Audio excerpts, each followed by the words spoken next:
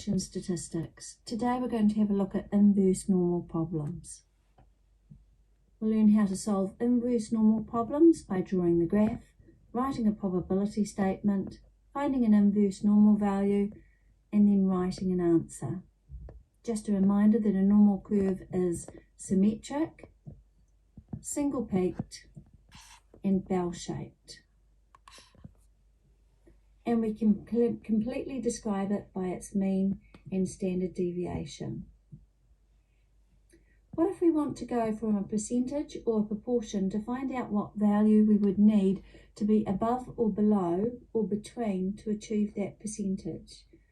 We will use the 68, 95, 99.7 rule or a graphics calculator to work in reverse to find answers to inverse normal problems. Say we have IQ scores which are normally distributed with a mean of 100 and a standard deviation. These can be written in short as IQ scores which are approximately normally distributed with a mean of 100 and a standard deviation of 15.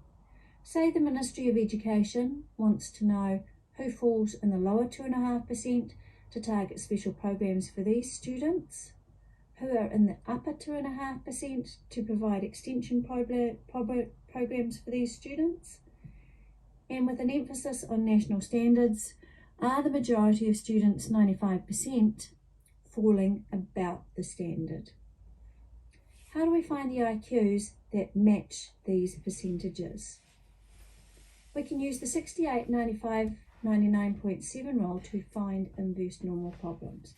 Recall that 68% of observations will be found within one standard deviation of the mean, 95% will be found within two standard deviations of the mean, and 99.7% will be found within three standard deviations of the mean.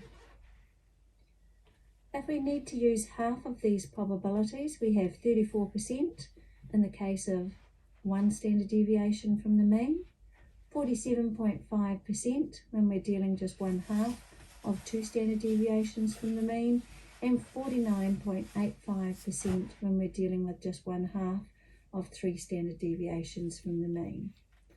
We use the 68, 95, 99.7 rule to find out how many standard deviations, plus or minus 1, plus or minus 2, or plus or minus 3, from the mean a probability lies.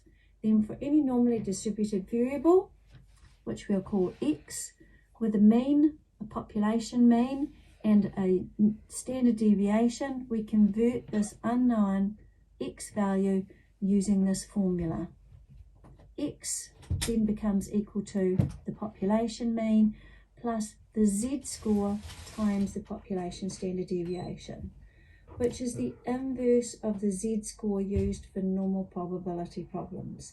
Remember, the z-score was used to measure the distance from the mean measured in standard deviations.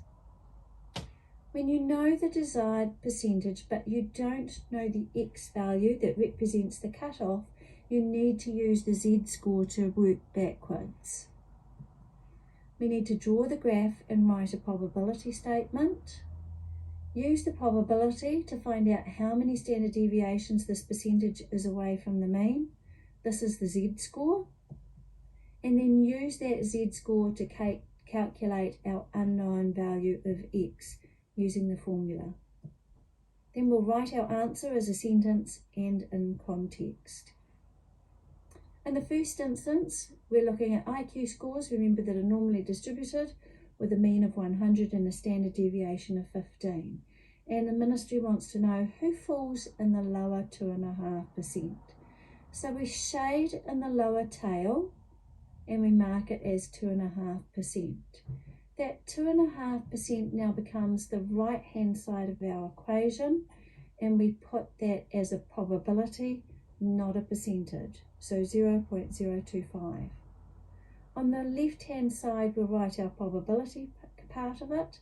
Notice that X stands for the IQ scores, and we've got less than some unknown IQ score, which is what we are trying to find, so we'll put a question mark there.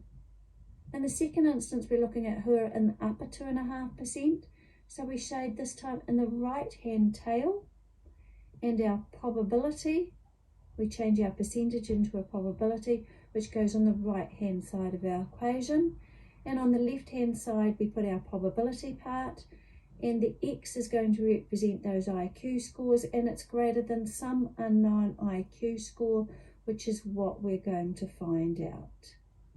And the last problem was, are the majority of students, 95%, falling about the standard? This time we have a central value that we're looking for, and it has a lower value and an upper value. We'll put our percentage, we'll change it into a probability and put it on the right-hand side of the equation. And to save confusion, we'll denote our lower and our upper values by A and B for our IQ scores in the middle there. So steps to finding inverse normal problems using a graphics calculator. We'll go to Menu and then choose Stat Mode, choose Distribution and Normal, and then we're going to choose Inverse Normal. Make sure your setting is on Variable again. Choosing Inverse Normal will enable us to come up with a box that has the tail, and in the previous example I talked about the left tail and the right tail and the central area.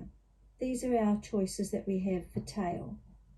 And then we look at the area. The area is a probability stated between 0 and 1. Then we'll input our standard deviation and our mean, and that will give us a new screen that appears that says inverse normal, and it says X inverse, and this will be the X value that is based upon a probability.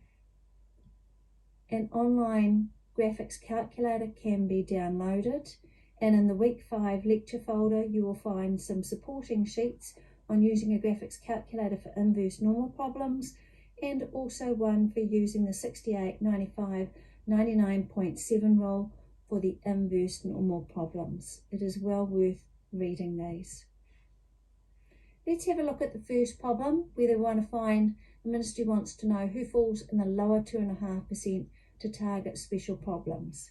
We shade the lower tail of our diagram, 2.5%, and write its corresponding probability statement. And then we use that 68, 95, 99.7 to use knowledge of the normal distribution. That central 95% is within plus or minus 2 standard deviations of the mean. That means that 2.5% is in each tail, and we're looking at the lower 2.5%. So we're talking about minus 2 standard deviations from the mean IQ of 100. We use that standard deviations, number of standard deviations, our Z-score, to convert back to the original value using the formula. With a mean of 100 and a standard deviation of 15, then 2 standard deviations below is the same as 100, this time minus 2 times 15, our standard deviations, means that we'll end up at an IQ score of 70. Using the graphics calculator, you'll set the tail to the left and the area 0.025 and our standard deviation of 15 and our mean of 100, and press execute, and it should come up with an IQ score of 70. So 2.5% of students will have an IQ score below 70. Now there might be slight variation with the calculator. The calculator is in fact more accurate. You need to round your answer to 2 decimal places, ensuring that it remains within the shaded area of the diagram. So in this case you will be rounding down. Now some of you may have an older version of a graphics calculator, in which case the tail defaults to always being left. I'll discuss that with anybody who has a calculator with this in our Collaborate sessions. The ministry wants to know who falls in the upper 2.5% to provide extension programs for these students. We draw our diagram with the shaded right tail 2.5%, and our probability statement corresponds with that. Our probability, remember, is now changed to between 0 and 1, and we're looking for that unknown IQ score above. So using knowledge of the normal distribution, that central area is 95% with 2.5% in each tail. We're only interested in one tail, the upper tail, 2.5%, and this corresponds with plus 2 standard deviations above the mean IQ of 100. We now convert it back to the original value using the formula. We put our mean in there of 100, and this time we're adding 2 standard deviations to get an IQ of 130. Entering that into your graphics calculator, the tail is to the right, our area is 0.025 for 2.5%, our standard deviation is 15, and our mean is 100. Check your calculator results. They will be very close to 130, but they may not be exactly 130. They are more accurate. When we're looking at those calculator results, we're again going to round to 2 decimal places, and we're going to ensure, so 2 decimal places, this time we've got to change that over 2 decimal places, and it needs to be rounded up to be within the shaded region. And then we can state that 2.5% of students will have an IQ score above 130. In question 3, we want to know, where do the majority of students, 95%, fall about the standard? So that 95% is going to go into our probability statement as a probability, not a percentage. And then we use knowledge of the normal distribution and convert back to using the original value using our formula. So 95% of IQs are within plus or minus 2 standard deviations of the mean. We've got a mean IQ of 100 and a standard deviation of 15. 2 standard deviations below is equivalent to 100 minus the 2 standard deviations, or an IQ of 70. And 2 standard deviations above is in fact 100 plus 2 times 15 is equal to an IQ of 130. To enter that into your calculator, this time I'll change the tail to be centre or central, and the area is expressed as the decimal. We put our standard deviation of 15 and our mean of 100, and you should get values that are very close to 70 and 130. This time it'll have x inverse 1 and x inverse 2 for the lower and the upper values. Remember, you'll need to round your output from the calculator to within 2 decimal places, or in fact to a whole number, since we're talking about IQs, to be within the shaded region. Then we can say that 95% of students will have an IQ score between 70 and 130. Just revising using that inverse normal options on the calculator. We go to menu, stat mode, choose distribution normal, and this time you're going to choose inverse normal.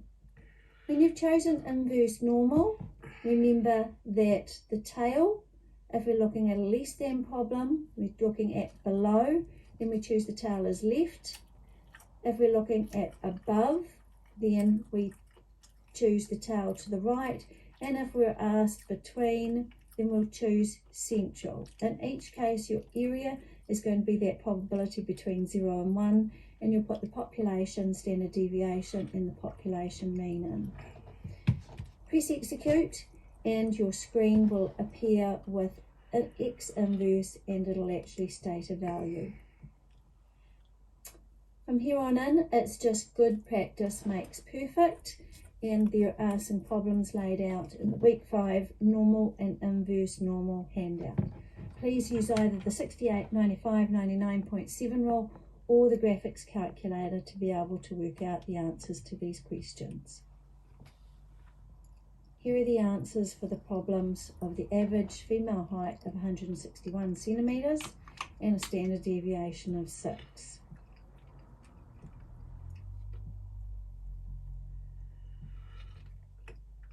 Right, please try to make sure you work through those problems before looking at the answers. Thank you.